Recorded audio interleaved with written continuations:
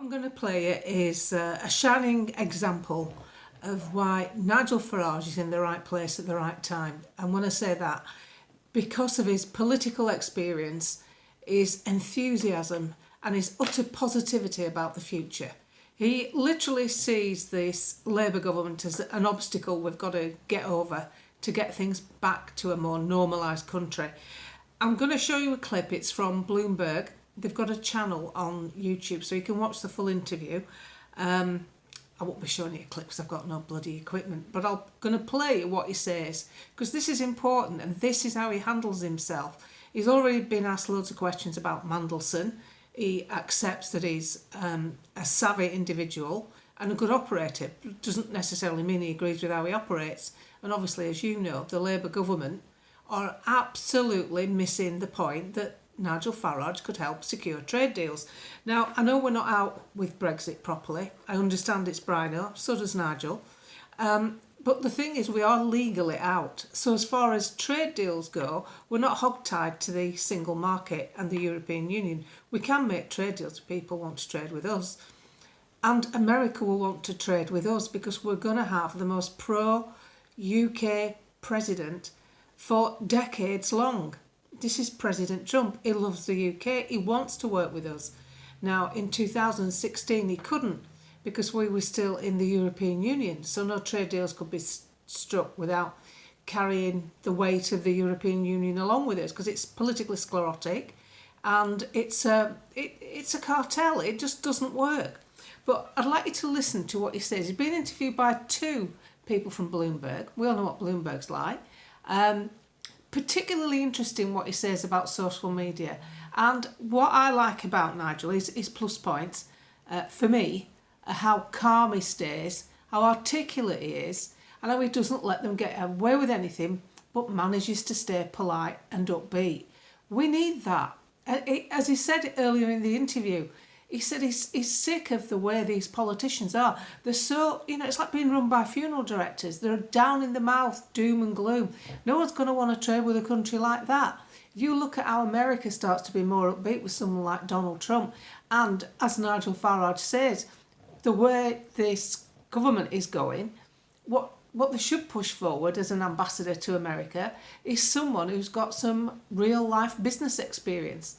Because that's what Donald Trump will want to deal with.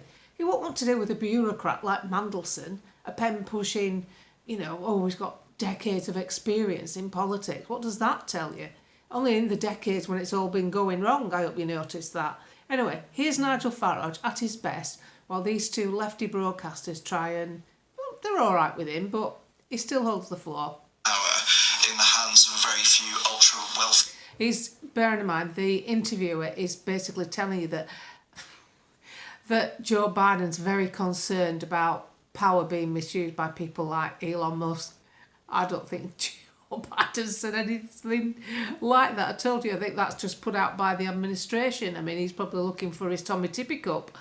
People that he feared could have an impact on the country's democracy.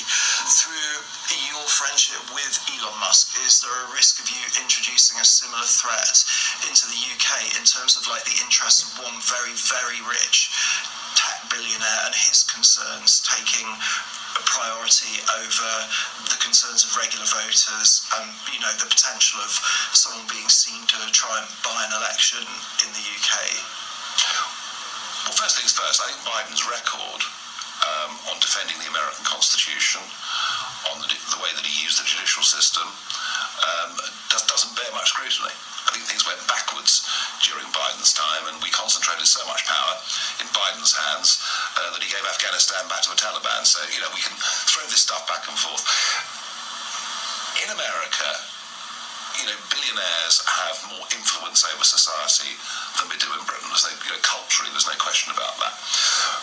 Musk is a very powerful figure. Of that, there's no doubt.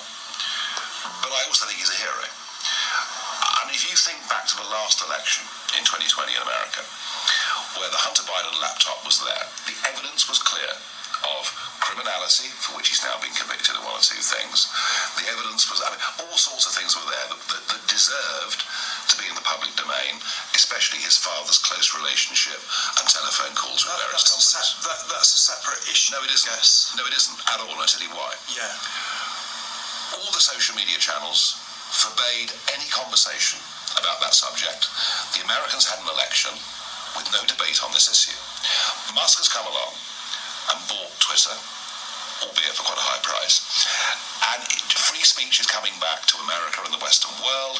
You've even seen Meta in this week. I mean, an extraordinary U-turn that has been made. So Musk is a force for good in terms of open democratic argument.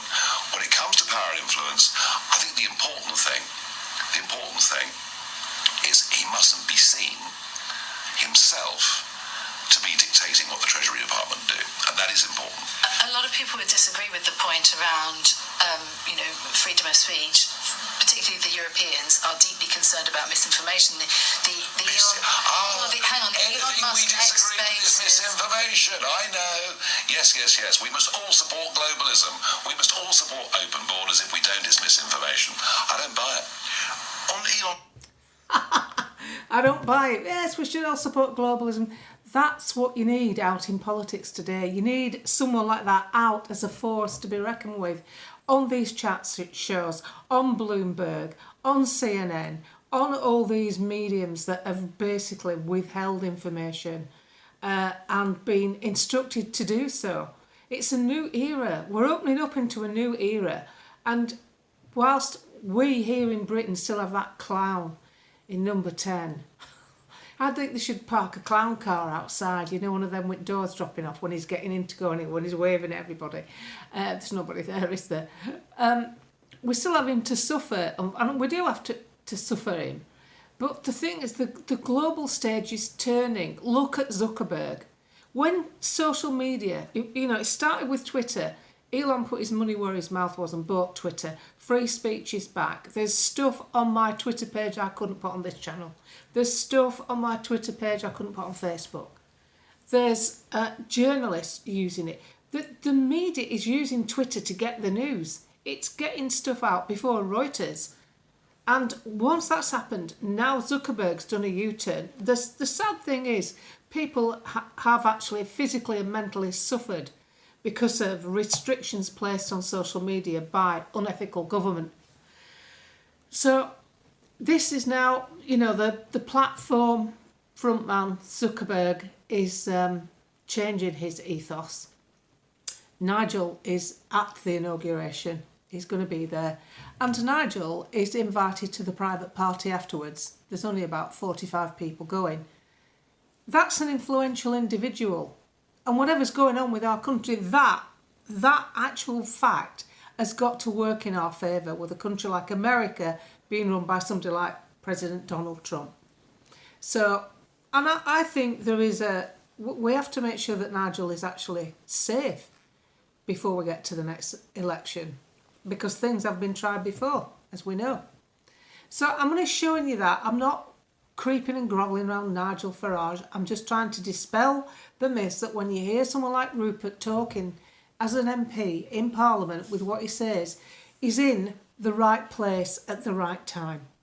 And so is Nigel. That for the fledgling years of getting this party together, developing branches and moving forward, everybody's in the right place. I have absolutely no qualms about Nigel Farage being the right leader. People are nitpicking because he's not handling the topics that he used to handle when he was in the European Union, for instance, or leader of UKIP, which was all immigration and goodness knows what. But he's handed that mantle over to someone else called Rupert Lowe. The other MPs talk about it. We need to move him on. He's got so much to offer with his political experience and his affable nature. To think seriously, we've got Ed Miliband standing with a bloody ukulele under a wind farm, pretending to play it, trying to get on down with the kids. I mean, it's pathetic. And then we've got the Tories who are still in denial about actually buggering the country up. And what do they leave us with as a leader? Kemi Badenoch, who's now threatening the triple lock. Oh God, it couldn't get any worse. At least I can put my head down now because I've done my roofs. So I'm not concerned. I mean, I don't like what's happening. Obviously, my husband goes mad. He's just chunnering around from room to the bloody government. Blah, blah, blah, blah, blah, blah. I'm like, oh, devil, let's have a brew. Just calm down. But I think fellas take it different to women. Moving forward, people are where they should be for the development of a serious contender to take over the government. I at first thought they might get a lot of seats in the next election, but I actually think there's a serious chance we can get some sensibilities back into politics. And you've only got to look at, proportional representation is something that I kind of quite like. But my friend who's worked in Whitehall, I'll read you what he says. He's pleasantly posh, I like him.